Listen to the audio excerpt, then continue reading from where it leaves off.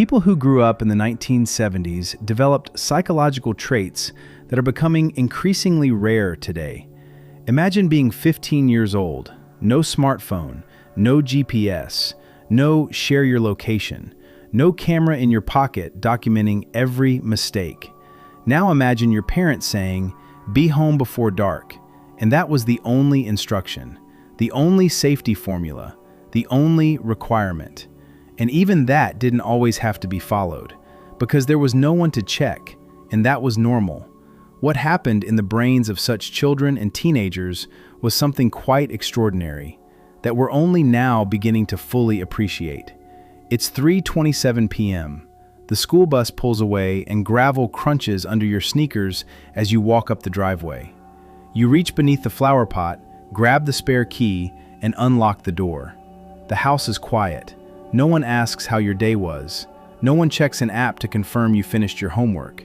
There's only the hum of the refrigerator and several unsupervised hours stretching ahead of you. You make a sandwich. Maybe you turn on the TV.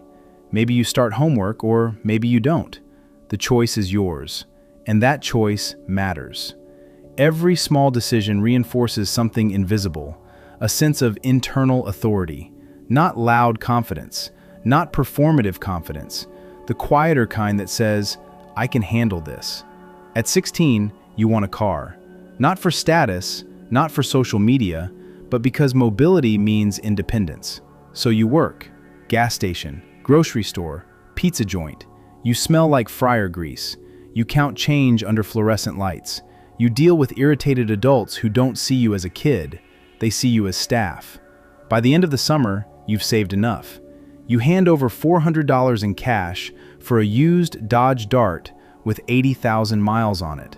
The radio barely works. The passenger door sticks. It stinks of oil. But when you sit behind that steering wheel, something clicks. You did this. No crowdfunding, no parental transfer, no shortcuts. That moment wires something into the nervous system. Effort to outcome. And that wiring doesn't fade. It's 8:12 p.m.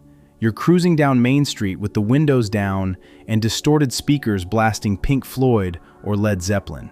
You don't text your friends to find them. You search. You check the diner parking lot, swing past the lake, circle the burger joint. Over time, you learn the geography of human behavior. Certain cars signal trouble. Certain parking lots signal fun. A specific tone of laughter hints that a party might unravel soon. You weren't just socializing, you were developing pattern recognition, reading rooms, interpreting body language. Your brain was quietly studying people long before you realized it. Let's talk about boredom, not the distracted kind, real boredom. Your friends are busy, the radio fades into static, and you're lying on your bedroom floor staring at the ceiling. There's no scrolling, no instant hit of dopamine to interrupt the silence, just space. At first, it feels uncomfortable. Then something shifts. Your thoughts stretch out. You start wondering who you are becoming, who you're drawn to, and what you want your life to look like. You reorganize your record collection. You read album liner notes as if they hold hidden meaning. You imagine a future version of yourself and test out different identities in private. Psychologists describe something called the default mode network, a system in the brain that activates during quiet reflection. It plays a central role in building narrative identity, the internal story you tell about who you are. When you learn to sit with your own thoughts without immediately escaping them, you build psychological stamina. Silence stops feeling threatening and starts feeling productive. Now, imagine asking someone out. You don't DM them, you call their house phone, a landline. Her father answers. "Hello?" Your throat tightens. You introduce yourself, politely, respectfully. You pray he doesn't ask too many questions. When she finally gets on the phone, you have maybe 10 minutes, because everyone shares the line. You ask her out. If she says yes, you show up at her door. You knock. You make small talk with her parents. You stand there, exposed, visible, real. There's no filter, no curated persona. Rejection happens face to face. Acceptance happens face to face. And something happens in your emotional system when you survive that. You learn that vulnerability doesn't kill you, it strengthens you. And one day it will be over between you, your first real heartbreak. You lie on your bedroom floor, the same song plays over and over, your chest feels hollow.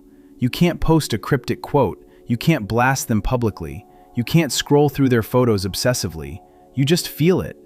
You drive around at midnight with the windows down, you cry where no one sees you. And here's what that does. It forces emotional processing, not distraction, not performance, processing. You discover something critical, pain crests, then it falls. It feels permanent, but it isn't. That discovery builds emotional resilience, not the Instagram kind, the nervous system kind. There's a party. Parents are out of town. The music is loud and the air smells like beer and teenage overconfidence.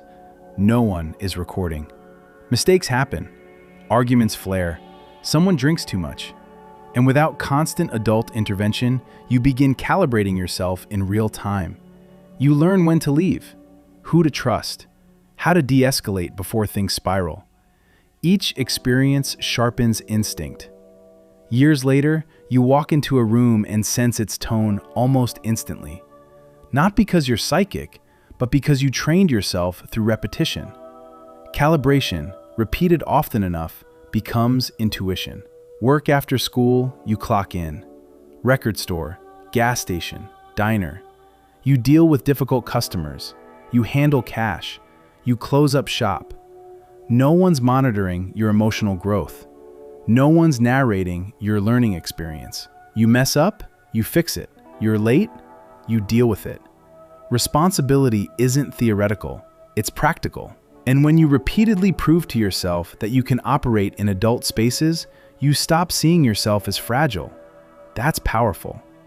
Teenagers in the 1970s didn't construct identity in public. They built it privately, in bedrooms covered in posters, in journals tucked beneath mattresses, in long solo drives with the radio humming low. They tried on beliefs quietly. They argued with themselves. They formed opinions without checking for approval. There's something stabilizing about becoming yourself without an audience. When no one is watching, you aren't performing. You're experimenting. Without constant feedback, identity forms from internal reflection rather than external validation. And that creates a different kind of psychological center of gravity. You wanted concert tickets? You camped overnight. You wanted to hear your favorite song? You waited for it on the radio. You wanted to see someone you liked? You counted down days. That waiting built tension, and tension builds depth. When reward is delayed, anticipation becomes part of the pleasure. Modern neuroscience shows that anticipation activates dopamine pathways just as strongly as reward itself. Those teenagers were marinating in anticipation, and anticipation builds patience. Patience builds endurance. Endurance builds steadiness. Did you fail? Of course you did. Did you get rejected, miss the team, bomb a test? Yes, but it didn't live online. It didn't define your searchable identity. It hurt, then it passed. And when pain passes without public humiliation, the brain learns, I can survive this. That sentence might be the foundation of resilience. Now fast forward 40 years. You meet someone who grew up in that era. They don't panic easily. They don't overshare instantly. They don't collapse under minor friction. They've rehearsed life without realizing they were rehearsing. They've waited, worked, risked, sat in silence, handled rejection, made mistakes in private. And through all of that, they built something rare, an internal compass. Not flawless, not unbreakable, but grounded. This isn't about claiming one generation did it better. It's about environment shaping wiring. The 1970s didn't provide constant validation. They provided space. They didn't offer endless safety nets. They offered friction. And manageable friction strengthens neural pathways. When you aren't rescued immediately, you develop internal rescue mechanisms. When you aren't constantly entertained, imagination fills the gap. When you aren't constantly observed, authenticity has room to form. Here's the quiet difference. People who grew up in the 1970s learned to tolerate silence, waiting, rejection, boredom, and uncertainty. Tolerance is the foundation of stability. In a world optimized for speed and visibility, that stability stands out. It looks like calm, but beneath it is years of practice. Driving aimlessly, calling someone's house and risking embarrassment, working greasy shifts for gas money, sitting alone with your thoughts until they stopped feeling threatening. They weren't trying to build resilience, they were just living. But unbuffered living trained them. The decade didn't create superheroes. It created people who handled discomfort without theatrics, worked toward their own desires, read rooms without needing captions, love without performance, and endure without announcing it. And maybe the greatest gift of that era wasn't freedom itself, it was learning how to carry it.